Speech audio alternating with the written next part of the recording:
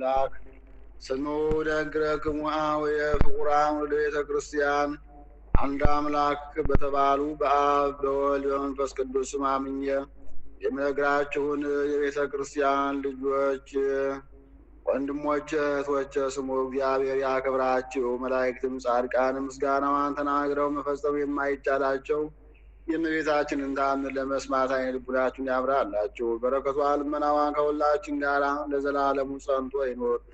ከተአምር አስቀድሞ ይህ ይነበብ፣ ሕዝቡም እዝነ ልቡናቸውን ከፍተው አንቅተው ይስሙ። በዕብራይስጥ ማርያም የምትባል የእመቤታችንን ክብሯን፣ ልዕልናዋን፣ ምስጋናዋን በልቡናችሁ አሳድሩ። ታምሩት ማርያም ማለት መንግሥተ ሰማያት መርታ የምታገባ ማለት ነው። እመቤታችን ማርያም ዓለም ሳይፈጠር በአምላክ ልቡና ታስባ ትኖር ነበር። ፍጥረት ሁሉ እመቤታችንን ለማመስገን ተፈጠረ። አዳምና ሔዋንም እመቤታችን ከእነሱ እንድትወለድ ተፈጠሩ። አዳምም እመቤታችን ማርያም ከእሷ አብራክ እንድትከፈል ከሔዋንም ማኅፀን እንድትወለድ አውቆ ሔዋንን ሕይወቴ ነሽ ይላት ነበር። የእመቤታችን ክብሯ ምስጋናዋ ሁሉ ተጽፎ ቢሆን ምን ብራና በቻለው ነበር። ሊሰማው የሚቻለው ምን ጆሮ ነው? ሊወስነው የሚቻለው ምን ልብ ነው? አስቦ ሊደርሰው የሚቻለው እንደምን ያለ ሕሊና ነው? ነገር ግን የተቻለን ያህል ከምስጋናዋ ጥቂት እንነግራችኋለን። እመቤታችን ማርያም ከአዳም ጀምሮ እስከ አብርሃምና እስከ ሙሴ ድረስ ትነገር ነበር። ከሙሴ ጀምሮ እስከ እሴይ ልጅ እስከ ዳዊትም ድረስ በብዙ ምሳሌ እየታየች ትነገር ነበር። የእመቤታችን ትውልዷ በአባቷ በኩል ከንጉሱ ከዳዊት ወገን ነው። በእናቷም በኩል ከሊቀ ካህናቱ ከአሮን ወገን ነው። የአባቷ ስም ኢያቄም የእናቷ ስም ሐና ነው። ሥጋዊ ነገርን ከማሰብ መጠበቅ ከአዳም ልጆች ለማን እንደፈጠሩ ኃጢአትን ከማሰብ መጠበቅ ለመላእክትስ እንኳን አልተቻላቸውም። በቀደመው ወራት ያልተሰጣቸውን ሽተው በድለው ከሰማይ ወደ ምድር ወርደዋልና። እንደ እመቤታችን እንደ ማርያም የአብ ማረፊያ የሆነ ማን ነው? እንደ እመቤታችን እንደ ማርያም የወልድስ ማደሪያ የሆነ ማን ነው? እንደ እመቤታችን እንደ ማርያም የመንፈስ ቅዱስ ቤት የሆነ ማን ነው? ለሰው ኃጢአት ሳይሰራ መኖር ይቻለዋልን? ከአራቱ ባሕርያት ከተፈጠረ የሰው ወገን ከእመቤታችን በቀር እሳትን የተሸከመ ኃጢአትን ያልሰራ የለም። እመቤታችን ማርያም ከመላእክት ይልቅ ንጽሕት ናት። እመቤታችን ማርያም ከሴቶች ሁሉ ትበልጣለች። የእመቤታችን ማርያም ሀሳብ እንደ አምላክ ሀሳብ ነው። የእመቤታችን ማርያም መልኳ እንደ አምላክ መልክ ነው። የአምላክን መልክ ይመስላል።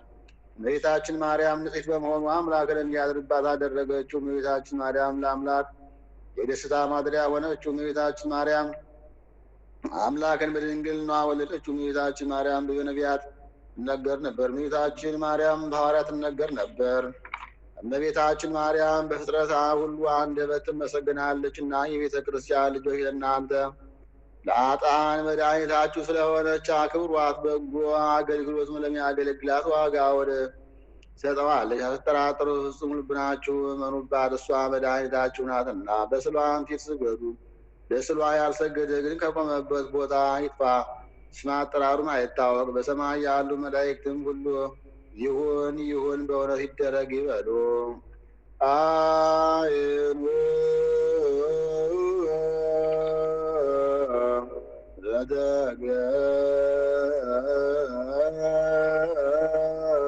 ለተገረፈስ እምቅድመ ልትወለድ ድንግል እምቤተ ክህነት በልብስ መድኃኒተ ዓለም ኮነ ለመጽጌኪ ክርስቶስ እሰግድ ለተአምርኪ በአምላከ ሥጋ ወነፍስ በከመ ሰገደ ለወልድኪ ዮሐንስ ዘከርስ በከመ ይደሉ ሰጊድ ለማርያም እሰግድ ለኪ እሰግድ ለኪ እሰግድ ለኪ። ለእመቤታችን ስግደት እንዲገባ 3 ጊዜ እሰግድልሻለሁ። እግዚአብሔር ከአንቺ ሰው ሆኖ ሙሽራ ከጫጉላው እንዲወጣ ከአንቺ የወጣ እመቤቴ ማርያም ሆይ ደስ ይበልሽ ብሎ ዮሐንስ አፈወርቅ በድርሳኑ እንዳመሰገነሽ እኔም አመሰግንሻለሁ። የጠፋ በግ አዳምን የፈለገው ባገኘው ጊዜ የተሸከመው እውነተኛ ቸር ጠባቂያችን ክርስቶስ ከአንቺ የተወለደ እመቤቴ ማርያም ሆይ ደስ ይበልሽ። እግዚአብሔር በደል የጣላት የሔዋን ጽኑ የሚጎዳ ማሰሪያዋ በአንቺ የተቆረጠላት እመቤቴ ማርያም ሆይ ደስ ይበልሽ። እግዚአብሔር በብሩህ ደመና ተጭኖ መጥቶ በማኅፀንሽ አደረ። እመቤቴ ማርያም ሆይ ደስ ይበልሽ። በቅዱሳን ነቢያት በቅዱሳን መላእክት አድሮ የሚኖር ከአንቺ ተወልዶ የተገለጸልን እመቤቴ ማርያም ሆይ ደስ ይበልሽ። ከአብ ከመንፈስ ቅዱስ ጋር የሚመሰግንለት ቃል የሚባል እግዚአብሔር በአንቺ ባሕርይ ከአንቺ ይወለድ ዘንድ የወደደሽ እመቤቴ ማርያም ሆይ ደስ ይበልሽ። እኔ ለምእመናን ወንጌልን የማስተምርለት የጌታ እናቱ እመቤቴ ማርያም ሆይ ደስ ይበልሽ። ከወለድሽ በኋላ ማኅተመ ድንግልናሽ እንዳይለወጥ አድርጎ የጠበቀሽን አማኑኤልን የወለድሽው እመቤቴ ማርያም ሆይ ደስ ይበልሽ። ማኅተመ ድንግልናሽ ሳይለወጥ ንጉሥ ክርስቶስን የወለድሽ እመቤቴ ማርያም ሆይ ደስ ይበልሽ። ማኅተመ ድንግልናሽ ሳይለወጥ ንጉሥ ክርስቶስን የወለድሽ እመቤቴ ማርያም ሆይ ሰላምታ ይገባሻል። ልዩ መድኃኒታችንን በመውለድሽ እናትን አገልጋይን ተብለሻልና እግዚአብሔር ባሕርይሽን ባሕርይ አድርጎ ባለሟልነትን አግኝተሻልና እመቤቴ ማርያም ሆይ ሰላምታ ይገባሻል። እኛ ከምንወደው እሱም ከሚወደድ ልጅሽ ኃጢአታችንን ያስተሰርይልን ዘንድ ለምኝልን። ታምሪሃ ለእግዝእትነ ቅድስት ድንግል በክልኤ ማርያም ወላዲተ አምላክ ጸሎታ ወበረከታ ያሉ ምስለ ኩልነ ሕዝበ ክርስቲያን ወይ አባ በራመ ለሀገሪትነ ኢትዮጵያ ወፀወንነ ሊባኖስ ለዓለመ ዓለም አሜን። ወምድረ ተነግረ በቃለ ገብርኤል መልአክ ወተሰማ ነገ ሞቱ ተዝኩ ሄሮድስ ርጉም በአበ እግዝእትነ ወፍቁር ወልዳ ወበአበ ዮሴፍ ወሰሎሜ ልመናዋ ክብሯ ለዘላለሙ በእውነት ይደርብንና አምላክን የወለደች በድንጋሌ ሥጋ በድንጋሌ ነፍስ የጸናች ክብርት እመቤታችን ያደረገችው ተአምር ይህ ነው። እመቤታችንና የተወደደ ልጇ እንዲሁም ጻድቁ ዮሴፍና ሰሎሜ በኢትዮጵያ ምስራቃዊ ክፍለ ሀገር የምትሆን በኦፌር አውራጃ የምትገኝ በደብረ መጠራ በስደት ላይ እንዳሉ የርጉም ሄሮድስን ሞት በመልአኩ በገብርኤል ስም አንደበት በተነገረና በተሰማ ጊዜም እመቤታችን ሕፃኑ ኢየሱስ ክርስቶስን ልጄ ሆይ የርጉም ሄሮድስ በሞት እርግጥ ነውን? አለችው። በዚህን ጊዜ ሕፃኑ ኢየሱስ ክርስቶስ ትግግ ብሎ አዎን ያ አዳኛው የሞቷል። እናቴ ሆይ እስከ መቼ ድረስ በባዕድ ሀገር በእንግድነት ትኖሪያለሽ? አሁንስ ወደ ሀገርሽ ወደ ገሊላ ተመልሰሽ ግቢ አላት። ከእንግዲህ በቤተልሔም ግድያና አመፃ አይኖርም፣ ሕፃናትን የፈጀ ቸነፈር ሄሮድስ ጠፍቷልና አላት። ዳግመኛም እናቴ ወይ ቤት ዘመድ እንደሌለው በዚህ አትቆይ፣ ወደ ናዝሬት ለመሄድ አትፍሪ። አንቺንና እኔን የሚፈልግ ጠላት ሄሮድስ መልአክ ለጻድቁ ዮሴፍ መልካም የምስራች እንደነገረው ሞቷልና አላት። በዚህም ጊዜ የኦፌር ሰዎች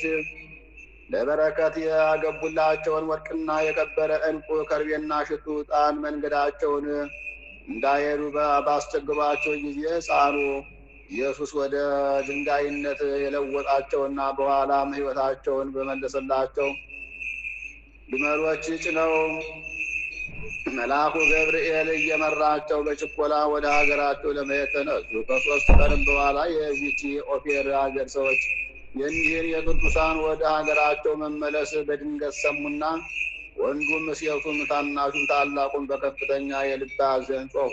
በእነዚህ በተባረኩ እንግዶች ምድራችን በእግራቸው መረገጥ ሰዎች ላይ ምን ክፋት አደረግን? ምንስ በደል ፈጸምን?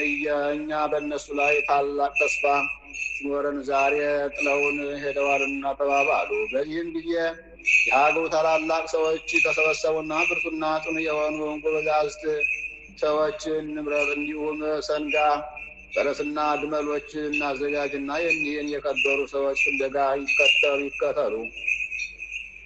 በደረሱባቸውና ባገኟቸውም ጊዜ እናንተ የኢየሩሳሌም ሰዎች ስለምን በልባችን የሐዘን ጦር ተክላችሁብን ትሄዳላችሁ? አሁንም ወደ እኛ ተመልሳችሁ ኑ። የሀገር አስተዳዳሪዎች ሁናችሁ በእኛ ላይ ሰልጥኑ።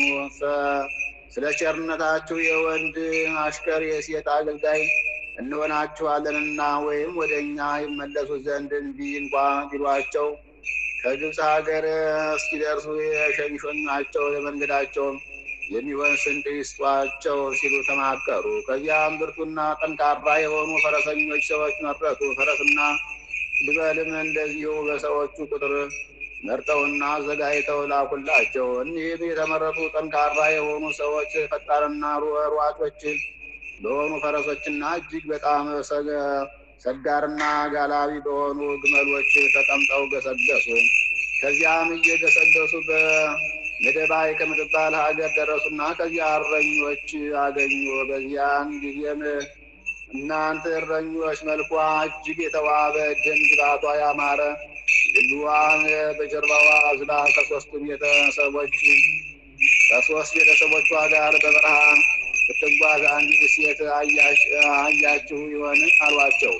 እነሆ እንማልዳችኋለን፣ አይታችሁ እንደሆነ በኤድስ በኩል እንደሄደች ወሬዋን ንገሩን፣ ፍለጋዋን አመልክቱን፣ በሄደችበት ቦታ እያለቀስን እንከተላል ዘንድ። እነሆ ከኦፌር አገር እስከዚህ ድረስ እሷን ስንፈልግ 3 ቀን ሆኖናል። ነገር ግን ልናገኛት አልቻልንም። ስለ ድካማችን ብላችሁ ራሩን አሏቸው። እነዚህ እረኞች፣ እነዚህ እናንተ የጠየቃችኋቸው ሰዎች ትናንት በዚህ በእኛ ዘንድ አልፈዋል። ከእነሱም ጋር የንጉሥ ጭፍራ አለቃ የሚመስል ግርማዊ የሚያስፈራና ሰይፍ በእጁ የያዘ አንድ ቀይ ሰው ነበረ አሏቸው። እኒህ መልእክተኞች እረኞቹን ከዚያ ከቀዩ ሰው ጋር ሌላ ሰው ነበረን አሏቸው።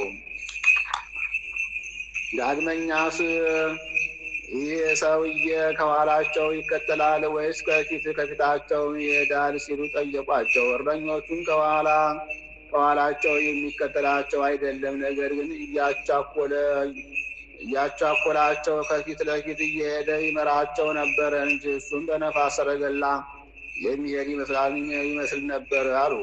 አሁን ፈጥናችሁ ተከተሏቸው፣ የመጠራን ወንዝ ሳይሻገሩ ትደርሱባቸው አላችሁ አላቸው። ይህንንም ነገር ከሰሙ በኋላ እኒህ መልእክተኞች በፈረስና በግመል እየጋለቡ የመጠራ በረሃ አፋፍ ደረሱ። ከዚያም ከመጠራ ወንዝ ማዶ እኒህን ቅዱሳን አዩአቸው። በዚህም ጊዜ እናንተ የተከበራችሁ የኢየሩሳሌም ሰዎች እባካችሁ ከእናንተ ዘንድ ደርሰን የኦፌር አገር ታላላቅ ሰዎችና ባላባቶች የላኩንን እስክንነግራችሁ ድረስ ታግሳችሁ ቆዩን አሏቸው። ጻድቁ ዮሴፍም እኛስ የምንቆያችሁ አይደለንም፣ ነገር ግን የተላካችሁት መልእክት ምንድን ነው አላቸው።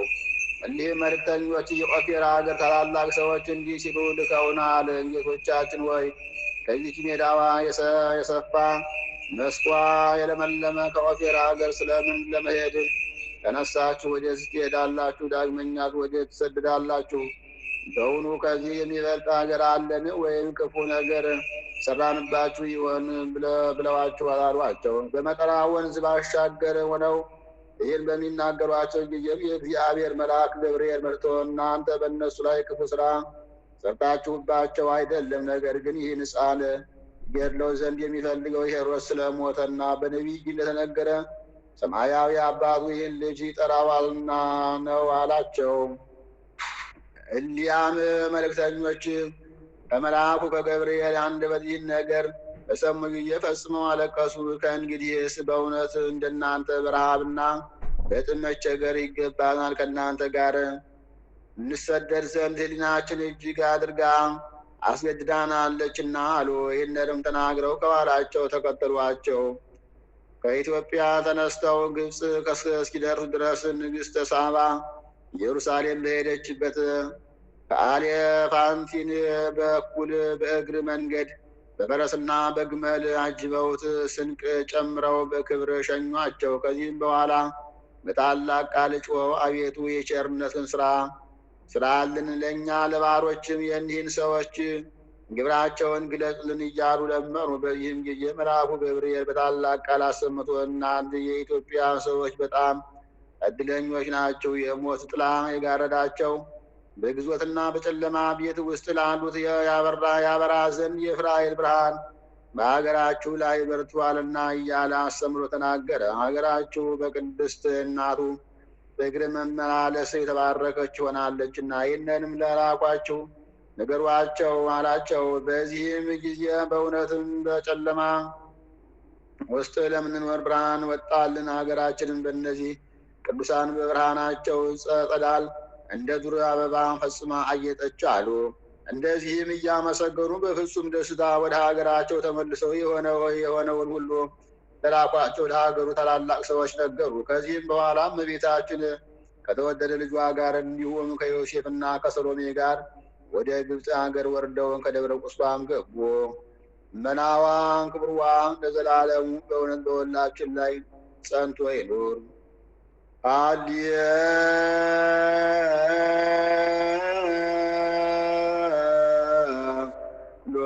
ሃሌሉያ